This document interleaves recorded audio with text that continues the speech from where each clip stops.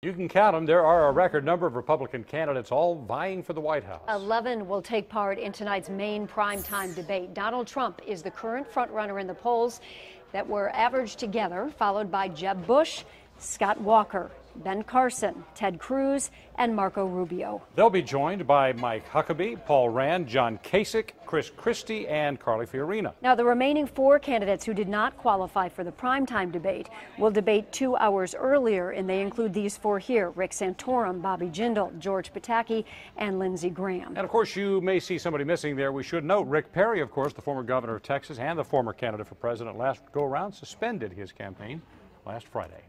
The second Republican presidential debate takes place at the Ronald Reagan Library in California tonight at 8 o'clock. Yeah, joining us to talk about what they're expecting from the candidates and their opinion, former Republican leader Rocky Rechkowski and Aaron Call from the University of Michigan's Debate Institute. We thank you both very much. Thank you. All right, Aaron, you're kind of a debate expert. Let's start with you here. What do you think we're going to see? Gloves coming off tonight among these candidates, or what? Absolutely. The first debate was a little bit subdued. People weren't so sure that Donald Trump would be in it for the long term, but I think now everyone realizes that he's here to stay in the race. And so tonight, I think, will be much more aggressive and rambunctious debate tonight in Los Angeles. Rocky, let's talk about the Trump factor right now. Of course, in the first debate, it seemed like everybody tried to kind of keep away from him, and it didn't work because everybody still kind of went after him anyway. Yeah. Are they going to even bother to touch him right now? Or are they going to try to stay away from him, or what? Well, first off, let me just say, if I was Donald Trump and I was his campaign manager, I would tell him to skip this debate. He would do nothing but hurt himself in this debate, and skipping it would create more positive news buzz. But what's going to happen tonight, in my prediction, if I was looking at a crystal ball, would be that all the candidates, to try to get the same press coverage that Donald Trump's getting, is they're going to attack Trump so that Trump attacks them, so that they gain the news headlines in tomorrow's paper. Because let's face it, people are talking about Ben Carson and Donald Trump right now. They're not talking about Jeb Bush or Scott Walker.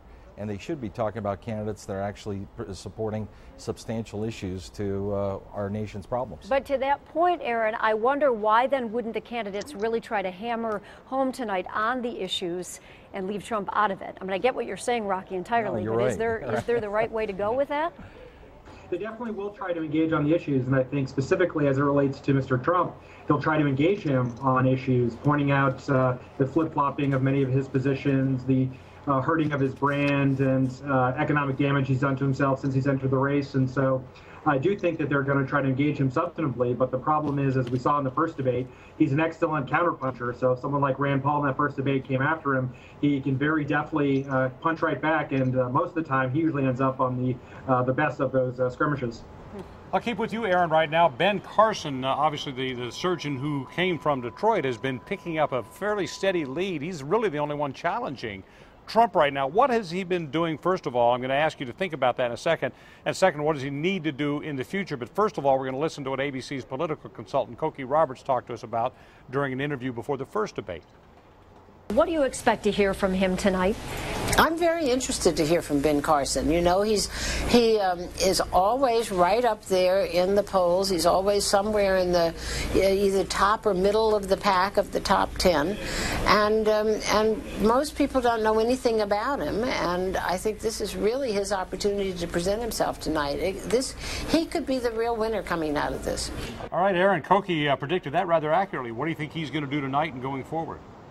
I think he's going to remain on the same steady pace that he has. He really helped himself in the first debate, and he just always remains very optimistic and a sunny disposition, as opposed to some other candidates that are going negative. So I think he's going to continue on that trajectory, although I will caution that he may be challenged with several foreign policy questions tonight, and really has to show those that he's an expert in that area, even though he's an outsider, that he can stay on the same stage with some of the other candidates that have more experience. Rocky, I know you don't have a crystal ball, but do you think Trump's going to be the candidate?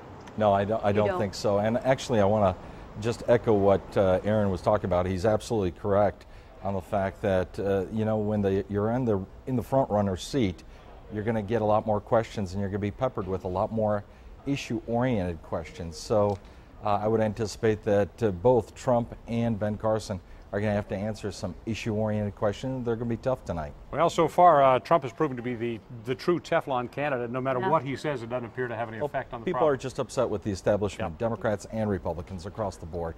All right. Thank you both for your time today, and we will be checking with you after the debates to see how it all turned out. Thanks so much, guys. All right.